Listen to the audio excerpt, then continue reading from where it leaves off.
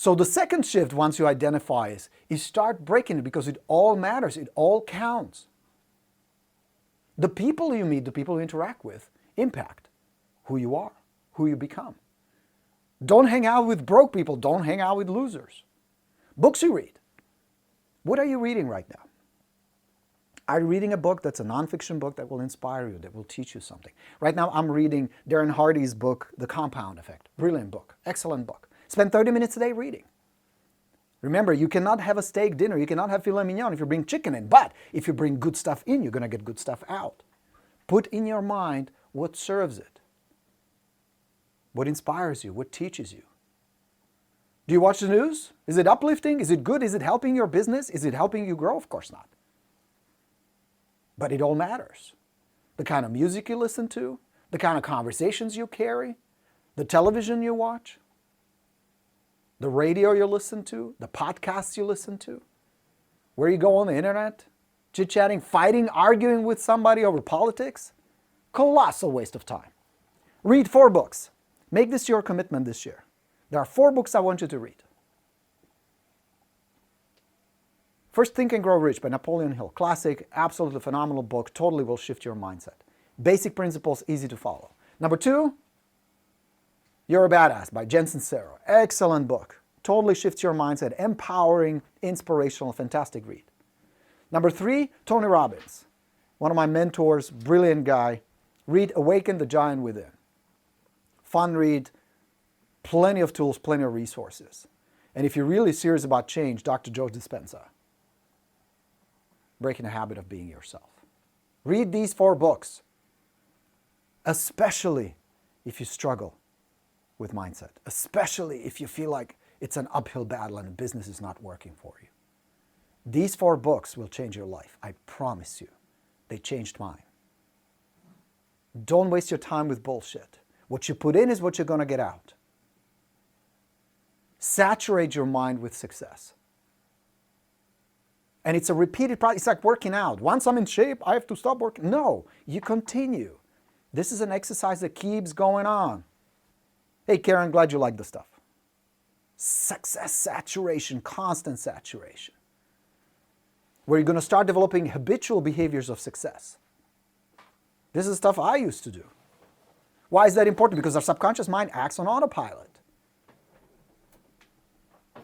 So if I'm going to do an autopilot, might as well do something that brings money. It is in control behind the scenes. It's that rudder underneath. And many times you're not even aware of it. So start shifting this stuff. Are your habits serving you? Be honest. Are you doing things that serve you?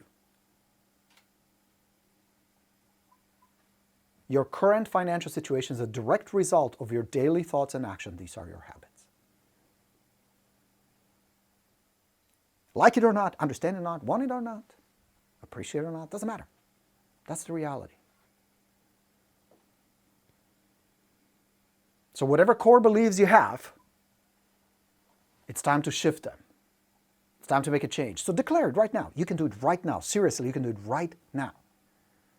This is not a process where you have to prepare for 3 weeks and read a million things and do 100 things. No, just make a decision. Today, I'm going to start shifting gently.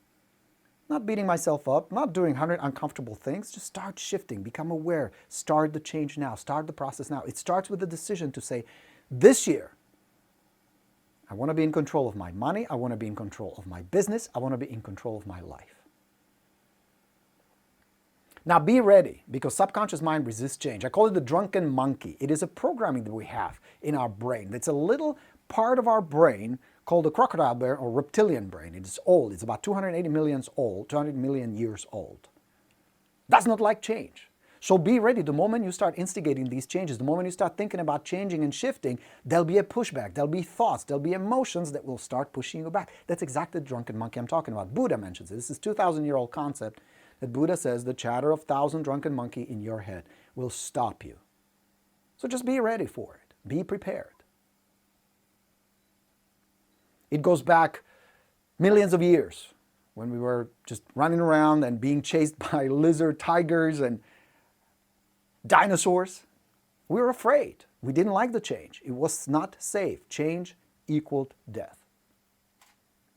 So that little part of our brain was there to protect us, because everything out there was out there to get us, to eat us.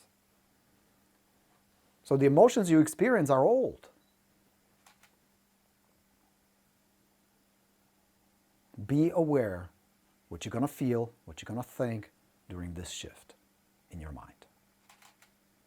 I have this postcard. Do I have it here? Oh, yes, I do.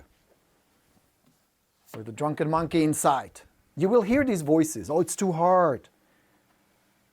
I can't do this. I'm not cut out for this. I'm not smart. It's not perfect. I'm not ready yet. That's one of my favorite. You know what underneath all these thoughts, emotions, and reactions is fear. It's natural to fear. It's normal to be afraid.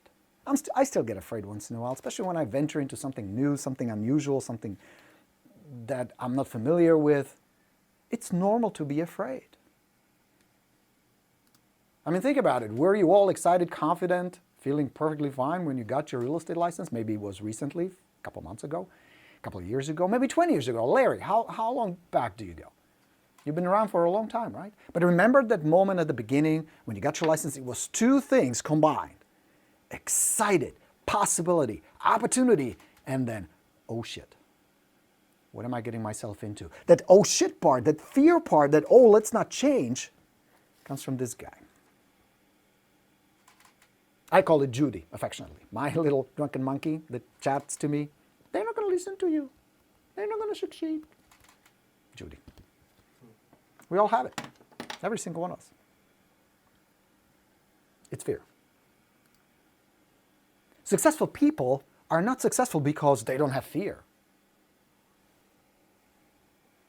They pass the barriers, they go through the obstacles in spite of the fear. They embrace the fear, they embrace the drunken monkey who says, oh, where have you been, Judy? Tell me something I haven't heard. It's okay. The fact about fear, that's pretty interesting. We're born with only two fears. Did you know that? Only two. Every other fear is learned. We were born only with fear of falling and fear of loud noises. Those are the only two that you're born with. Every other fear you have, fear of talking to strangers, fear of prospecting, fear of calling expired listings, fear of rejection, fear of success, it's all learned. We practice this, sometimes as early as 2, 3, 4 years old. That's the bad news. The good news is you can unlearn all these fears. You can change your behavior. How do you change it? Evaluate your beliefs. We already did that. And start shifting your beliefs. What you believe about success, money, wealth, real estate. This year, what do you believe is going to happen this year? Who is in control? So be honest. What core beliefs do you feel are holding you back? Just pause for a second. Really do this. Don't just be entertained and just listen to my voice while you're fucking around with email and sending texts and doing other stuff. Just pause for a second, put down what you're doing. What core beliefs are holding you back? Be honest.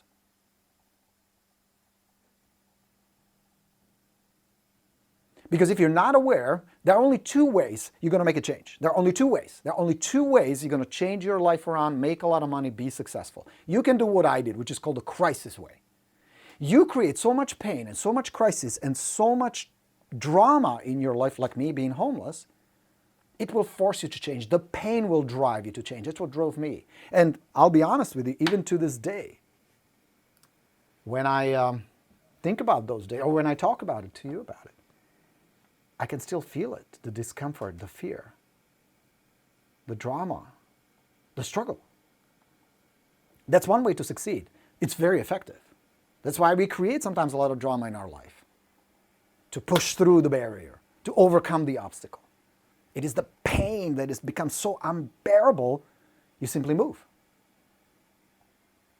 Because if you wake up at 3 in the morning thinking, well, where the hell am I going to get the money for my next mortgage payment? That's sufficient pain to get up in the morning and call some expireds and hustle and get some listings. So it's effective. But there are two problems with it. It's not sustainable. You cannot do this long term. That's number one. You're going to burn out. You cannot be just driven with fear and pain. Long term. Short term, give you that momentum? Maybe. And number two, it's uncomfortable. It's a painful way of making change.